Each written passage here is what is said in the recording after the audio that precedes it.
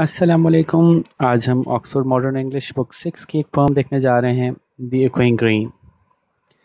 William Blake साहब की लिखी हुई है, जो आज से कोई तकरीबन 250-300 साल पहले उन्होंने लिखी थी पोम। और एक बहुत मशहूर ब्रिटिश आर्टिस्ट पोएट हैं, और ब्रिटिश कल्चर में उनको जो है वो टॉप 100 ब्रिटिशर्स में से एक माना जाता है, और बहुत इन्फ्लुएंशियल रहे अपने जो भी उन्होंने सोचें प्रेजेंट की उसके हवाले से। तो बहुत मशहूर आदमी थे और बहुत बड़े आदमी समझे जाते हैं बरतानिया में, और कुछ ना कुछ काम बच्चों के लिए भी किया। तो उसमें से एक पोम है जो कि एक ख़ास कैफियत को एक्सप्रेस कर रही है। एक तरफ ज़िंदगी की शुरुआत है बच्चे, और एक तरफ ज़िंदगी का अंजाम है, इख्तिताम है बूढ़े, और उनके दरमियान का जो रास्ता है उसको थोड़ा सा उन्होंने एक्सप्रेस किया है। तो शुरू करते हैं। अच्छी आसान सी है, मुश्किल नहीं है, आराम से समझ में आ जाएगी। The sun does arise and make happy the skies. सूरज बिलाखिर निकल ही आता है। अच्छा, मैं थोड़ा सा आपको रिमाइंड करा दूं, और ये मैं पहले भी कई दफ़ा करवा चुका हूँ कि ऐसे ममालिक जो कि ख़ास तौर पे वेस्टर्न ममालिक, और उनमें भी ख़ास तौर पे यूरोपियन वेस्टर्न ममालिक, जहाँ पे कि ज़्यादातर ठंड रहती है, मौसम ठंडा रहता है, और बारिश हर वक्त होती रहती है, और हर वक्त ऐसा मौसम रहता है कि सूरज नहीं निकलता, ठंड ठंड ठंड ठंड, सर्दी, नमी। तो उस इस तरह के मुल्कों में रहने वालों को सूरज बहुत पसंद होता है। इस तरह के मुल्कों में रहने वालों को गर्मी बहुत अच्छी लगती है। और ऐसे ही मुल्कों में रहने वालों ने पोम लिखी है ना कि rain rain go away, come again another day. अच्छा, इधर हम लोग जिस जिस तरह के मुल्कों में रहते हैं वहाँ गर्मी ज़्यादा होती है, सर्दी कम होती है। तो हम लोग इंतज़ार में रहते हैं कि कब बादल आएंगे, कब बारिश होगी, कब बादल आएंगे, कब बारिश होगी, कब सर्दियाँ आएंगी, कब मज़ा आएगा। तो उस पार्ट ऑफ द वर्ल्ड में जो है वो कब गर्मियाँ आएंगी, कब सूरज निकलेगा, कब खुशियाँ आएंगी गर्मियों के मौक़ों पे। तो ये कैफियत जहन में रखें कि जब भी ये सूरज के साथ खुशी का तासुर देते हैं तो उसकी वजह ये है कि वहाँ पे हर वक्त की सर्दी है, तो वहाँ तो सूरज की गर्मी बहुत खुशाइन बात होती है कि आज सूरज निकल आया जी। ठीक है, तो ये वही वक्त है कि जब सर्दियाँ ख़त्म हुई हैं और गर्मियाँ आ रही हैं, और अब सूरज की तमाज़त महसूस हो सकती है, थोड़ी थोड़ी गर्मी महसूस होना शुरू हुई है। तो वो जो सख्त सर्दी की कैफियत थी उससे बाहर आए हैं और खुशियाँ मना रहे हैं, बहुत अच्छा लग रहा है। इवन बर्फ़बारी जो है वो ख़त्म हो गई है और बर्फ़ पिघल गई है और ग्रीनरी नज़र आ रही है, तो बहुत अच्छा लग रहा है। ठीक है, तो इस बात को जहन में रखते हुए फिर इसको दोबारा देखते हैं। द सन डज अराइज, आखिरकार सूरज निकल ही आया इतना मुश्किल से, है ना। ये जो डज है ना, ये इसको रिफ्लेक्ट कर रहा है कि सूरज निकल ही आया आखिरकार, चलो। And make happy the skies, और आसमानों में खुशियाँ बिखेर दी उसने। अच्छा, मैं वर्ड टू वर्ड तर्जुमा करने के बजाय, हमेशा लिटरल तर्जुमा करने के बजाय उसको सेंस को डिस्क्राइब करता हूँ, ताकि कि जैसे मैं हमेशा कहता हूँ कि वर्ड के मीनिंग्स तो आप डिक्शनरी से निकाल लेंगे, और निकाल लेना चाहिए आपके पास, आपको पहले से। असल मकसद हमारा है कि पोम को इस तरह से समझ लें कि हम इसके क्वेश्चंस के अच्छे से आंसर लिख सकें। तो पूरा सेंस समझने के हिसाब से मैं आपको इसकी मीनिंग समझा रहा हूँ। ठीक है, तो मेक हैप्पी दी स्काइज, आसमानों को खुश कर देता है। तो एक्चुअली ये मीनिंग नहीं चाह रहे ना, ये कहना चाह रहे हैं कि आसमानों में खुशियाँ बिखेर देता है। ठीक है, तो इसी तरह से हम आगे भी चलेंगे। तो बिलाखिर सूरज निकल ही आता है और आसमानों में खुशियाँ बिखर जाती हैं, और खुशी की घंटियाँ बजने लगती हैं, जो कि आने वाली जो बाहर है उसको खुशामदीद कहने के लिए होती हैं। The merry bells rings, the merry bells ring to welcome the spring. The sun does arise and make happy the skies, the merry bells ring to welcome the spring. The skylark and thrush, the birds of the bush, sing louder around to bells' cheerful sound, while our sports shall be seen on the echoing green. तो क्या बात हुई कि सूरज निकल आया, खुशियाँ बिखर गई आसमानों पे, खुशी की घंटियाँ बजने लगीं, और बाहर को वेलकम, बाहर को खुशामदीद कहने के लिए हर तरफ ऐसा लगता है कि खुशियों की घंटियाँ बज रही हैं। और तरह तरह के परिंदे, चाहे वो स्कारलार्क एक टाइप का परिंदा है वो हो, या थ्रश हो, या फिर झाड़ियों में मौजूद छोटे छोटे बहुत बेतहाशा परिंदे हों, वो सब बहुत ऊंची आवाज़ में गाने लगते हैं, बहुत ऊंची आवाज़ में चहचहाने लगते हैं। और वो ऐसा लगता है कि हम आवाज़ हो गए हैं उन घंटियों के। वो जो खुशी की घंटियाँ बज रही हैं चारों तरफ, उन घंटियों के साथ इनके तराने, इनके चहचहाना भी जो है ना, वो हम आवाज़ हो गया है। सिंग लाउडर अराउंड, ज़्यादा पहले से ज़्यादा ऊंची आवाज़ में चहचहा रहे हैं। To the cheer, to the bells cheerful sound. To the bells cheerful sound का मतलब उस उन घंटियों की आवाज़ के ऊपर या उन घंटियों की आवाज़ की वजह से या उनकी घंटियों की आवाज़ के साथ साथ जो खुशियों की घंटियाँ बज रही हैं, उनके साथ साथ ये और ज़्यादा, पहले से ज़्यादा तेज़ आवाज़ में चहचहा रहे हैं, और ज़्यादा जोश खरोश से चहचहा रहे हैं। और ये वो वक्त है कि जबकि हमारे खेल कूद जो हैं वो जारी और सारी हैं और देखे जा सकते हैं। यहाँ वहाँ हर जगह बच्चे खेल कूद करते हुए नज़र आ रहे हैं इस इकोइंग ग्रीन के साथ। अब ये सब्ज़ा, ये ग्रीनरी, ये हरियाली जो कि गूंज रहा है। अच्छा, अब गूंजने का मतलब क्या होता है? गूंजने का मतलब होता है जैसे कि किसी ऐसी जगह पे जो खाली हो या किसी पहाड़ी जगह पे जब आप आवाज़ निकालते हैं तो आवाज़ गूंजती है, वो आवाज़ आगे तक जाती है ना। जैसे आप किसी को बुलाते हैं, सुनो सुनो सुनो सुनो सुनो, है ना। तो ग्रीन को इकोइंग कहने की क्या ज़रूरत थी? उसके कई मकासद हैं। उसमें से एक आसान मकसद आप समझ लें कि इको जो है ना वो स्प्रेड होती है, इको जो है वो आगे तक जाती है। तो इस पूरे कॉन्सेप्ट को ध्यान में रखें ना कि फैल रही है ये जो खुशियाँ हैं, ये जो हरियाली है, ये जो मज़ा है, ये फैल रही है आगे तक। तो इसलिए इसको जो है वो इस ग्रीनरी को जो है वो इकोइंग कह रहे हैं। तो while our sports shall be seen on the echoing green, और इस तमाम सूरत हाल में, इस तमाम खूबसूरतियों में, इस तमाम मज़ों में देखा जा सकता है इस फैलते हुए सब्ज़ार के, इस फैलती हुई हरियाली के साथ कि हम अपने खेल कूद में मशगूल हैं। तो ये बच्चों की नज़र से बात हो रही है, ठीक है। एक सीन इसका क्लियर हो गया कि बच्चे खेल कूद कर रहे हैं और जनाब हरियाली आ गई है और बाहर आ गई है और मज़ा आ रहा है ज़बरदस्त, परिंदे चहचहा रहे हैं और खुशियों की घंटियाँ बज रही हैं। अच्छा, अब दूसरी तरफ आते हैं। ये बचपने का जिक्र है जो बच्चे अपना खेल कूद कर रहे हैं। इधर दूसरी तरफ कुछ बड़े मियाँ एक बड़ी भी बैठे हुए अपने बातें कर रहे हैं। अक्सर ऐसा होता है कि दादा दादी बच्चों को ले जाते हैं पार्क, तो हो सकता है किसी के दादा या किसी की दादी हों जो एक साथ बैठे हों और देख रहे हों बच्चों को खेलते हुए। उसी के तनाजुर में अब अगला आप स्टैंजा देखें। Old John with white hair does laugh away care sitting under the oak among the old folk. They laugh at our play, and soon they all say, such were the joys when we all girls and boys in our youth time were seen on the echoing green. तो वो बड़े मियाँ John जिनके के सफ़ेद बाल हैं, वो हो सकता है उनके जहन में बहुत सी परेशानियाँ, मसले मसाइल, प्रॉब्लम्स हों जिसको कि केयर के लफ्ज़ से रिफ्लेक्ट किया गया है, लेकिन हंसी मजाक में वो सब चीज़ों को थोड़ी देर के लिए भुला देते हैं। लाफ अवे केयर, अपनी फ़िक्रों को थोड़ी देर के लिए भुला देना हंसी मजाक में। तो बच्चों को हंसता खेलता देख के ना उनकी जो जहन में कुछ परेशानियाँ, प्रॉब्लम्स, मसले थे या कुछ काम करने थे जो सर पे सवार थे, तो कुछ लम्हे के लिए वो तहलील हो गए, उनका प्रेशर जो है वो ख़त्म हो गया। और वो बैठे थे एक ओक दरख्त की किस्म में, उसके साए तले बैठे थे और दूसरे मज़ीद बूढ़े लोगों के साथ, और वो हंस रहे थे हमारे खेल के ऊपर कि हम कैसे खेल रहे हैं छोटे छोटे बच्चे।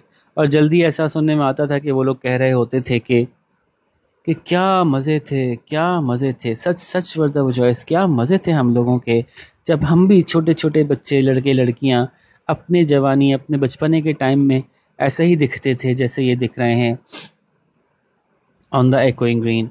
इसी तरह के फैलते हुए खूबसूरती के साथ सब्ज़ार के अंदर, या इस सब्ज़ मौसम के अंदर, या इस बाहर के मौसम में, ठीक है।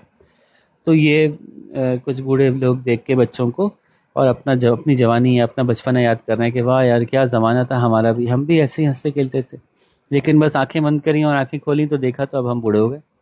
यानी वक्त कितनी जल्दी गुजर गया कि एक ज़माना ऐसा भी था कि हम भी ऐसे ही खेला करते थे।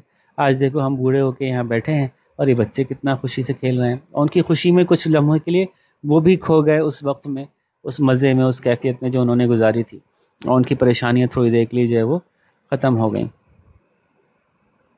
अब इस पूरे सीन को एंड किया इन्होंने, तो till the little ones weary no more can be merry. The sun does descend, and our sports have an end. Round the laps of their mothers, many sisters and brothers, like birds in their nest, are ready for rest, and sports no more seen on the darkening green. तो अब क्या हुआ कि अब इस वक्त तक जब तक के जो छोटे बच्चे थे वो वेरी हो गए। वेरी का मतलब है थक गए।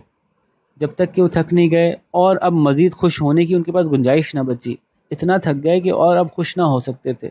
No more can be merry, मज़ीद खुश होने की उनके पास सकत नहीं बची, इतना थक गए थे कि चलो भाई बस अब थक गए, आप चलते हैं घर, नींद आ रही है बहुत ज़्यादा, ये हालत हो गई उनकी। तो फिर जाके सूरज गुरूब हुआ, यानी कुछ ऐसा तासुर दे रहे हैं कि उनकी खुशियों को देख के, उनके मज़ों को देख के सूरज भी जैसे कि थम सा गया था कि इन लोगों को खेल लेने दो, इन लोगों को मज़े कर लेने दो, जब तक कि ये थक ना जाएं, जब तक कि ये खुद तैयार ना हो जाएं घर वापस जाने को, तब तक मैं भी अपना यहीं मौजूद रहूँगा कि कहीं ये ना हो कि शाम ढल गई है मजबूरन बच्चे वापस जा रहे हैं। तो एक बड़ा खूबसूरत सा तासुर उन्होंने दिया। और एक्चुअली ऐसा होता है कि गर्मियों के दिन बड़े होते हैं और सर्दियों की रातें बड़ी होती हैं, तो सर्दियों में दिन छोटे होते हैं। तो चूंकि गर्मियाँ आ रही हैं और गर्मियाँ आने शुरू हो गई हैं, तो दिन बड़ा हो गया है, तो सूरज भी देर से गुरूब हो रहा है। लेकिन सूरज के उस देर से गुरूब होने को उन्होंने इस बात से रिफ्लेक्ट किया कि वो सूरज जानबूझ के जैसे कि देर से गुरूब हो रहा है, इस बात के इंतजार में कि बच्चे ज़रा थक जाएं, बच्चे खूब इंजॉय कर लें, फिर ही मैं जाऊँगा। तो जब तक के सब बच्चे थक ना गए, जब तक कि मज़ीद कोई ऐसा ना बचा कि और खुश हो सकता, नहीं, खुशियाँ फुल इंजॉयमेंट कर ली उन्होंने। अब जाके सूरज ने कहा कि अब मैं डिसेंड करता हूँ, यानी उतरता हूँ नीचे, यानी कि गुरूब होता हूँ। तो सन डज डिसेंड, और फिर सूरज फिर बाकी गुरूब हुआ आखिरकार। And our sports have an end, और फिर अब हमारे जो खेल कूद थे उनका फिर आखिरकार को अंजाम हुआ।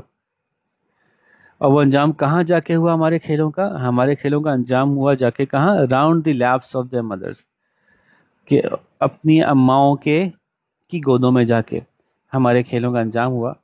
तो किनका? कि बहुत से बहन भाई, बहुत से लड़के लड़कियां, बिल्कुल ऐसे ही जैसे कि कुछ परिंदे होते हैं जो अपने घोंसलों में जाने के लिए तैयार होते हैं कि वो वहाँ जाके आराम करेंगे, बिल्कुल ऐसे ही जो है वो हम पार्क में खेलते परिंदों की तरह से, और आखिरकार जाके अपने एक छोटे से घोंसले में जैसे कि परिंदे जाके बैठ जाते हैं, तो हम अपनी अम्मा की गोद में जाके आराम करने को लेट गए। तो सूरज बिलाखिर का गुरूब हुआ और हमारे खेल ख़त्म हुए हमारी अम्मा की गोदों में, बिल्कुल जैसे कि परिंदे अपने घोंसलों में जाके आराम करते हैं, ऐसे ही हम भी अपनी अम्माओं की गोदों में जाके आराम कर रहे थे, कुछ बहुत से लड़के लड़कियां।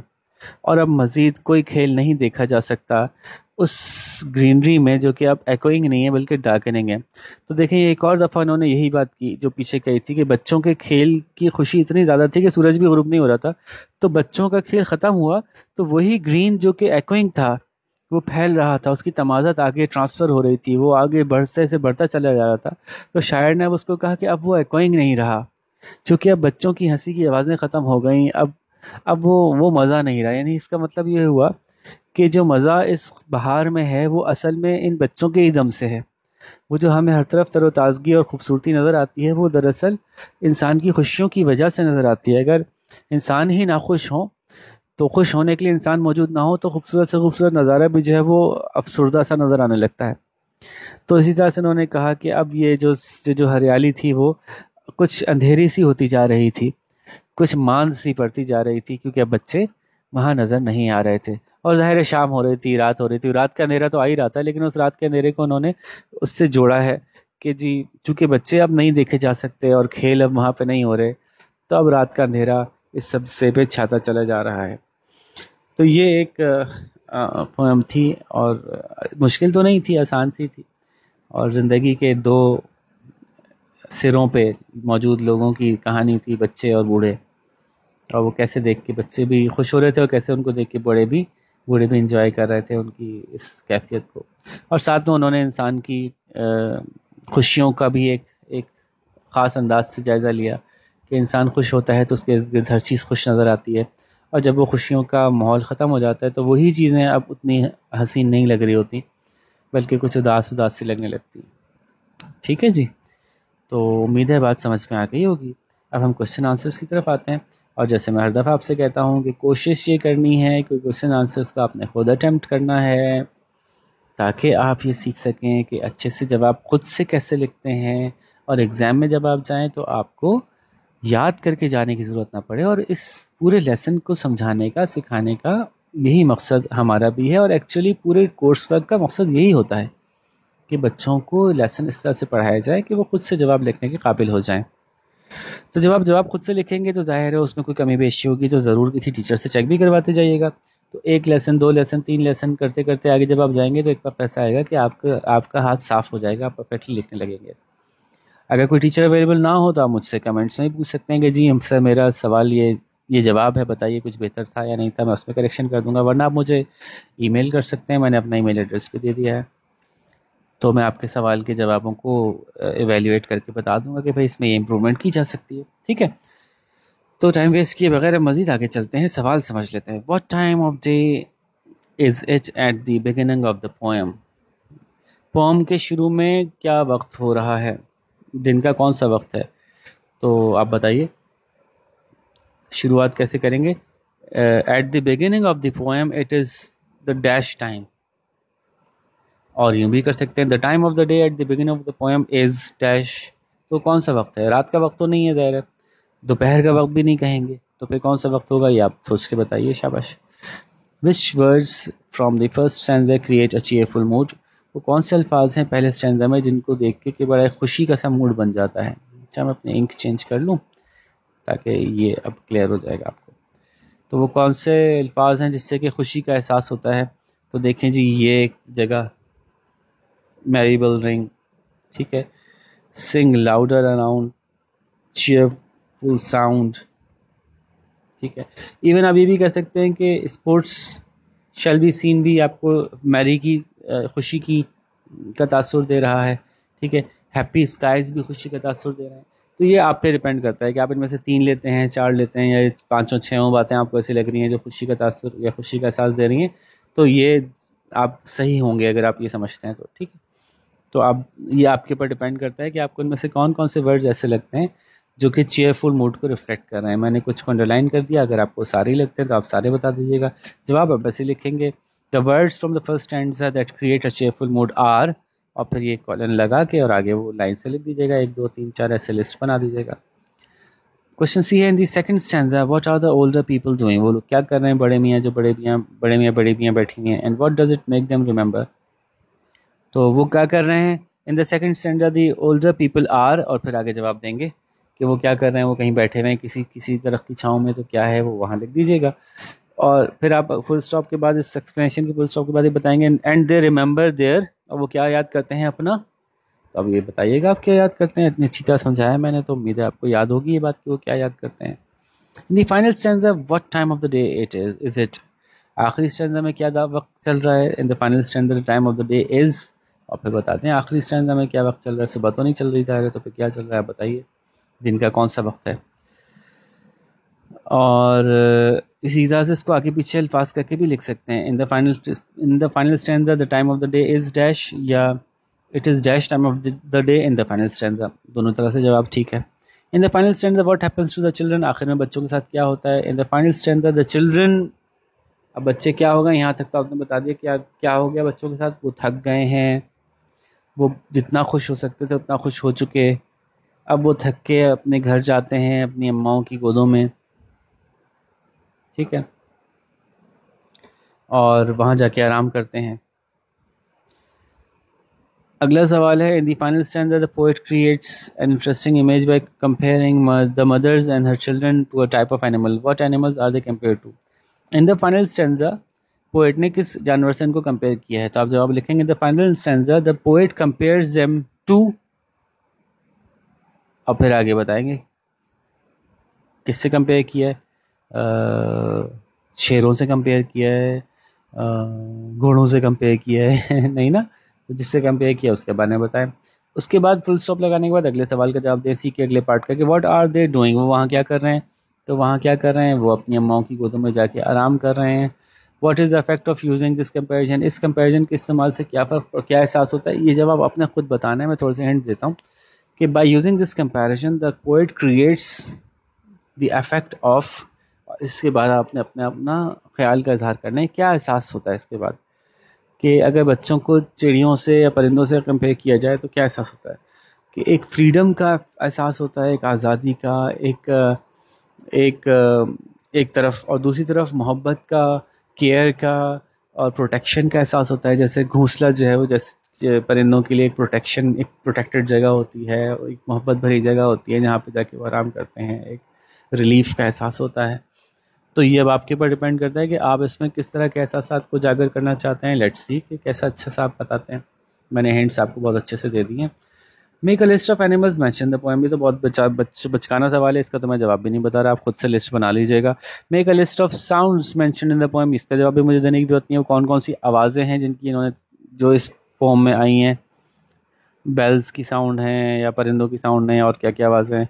What stanza doesn't have any sounds mention in it, कौन से स्टैंजा में किसी कोई आवाज़ का इशारा नहीं किया गया, तो आप बता देंगे the first stanza doesn't have any sound in it, या the second stanza doesn't have any sound in it, और या the third stanza doesn't have any sound in it.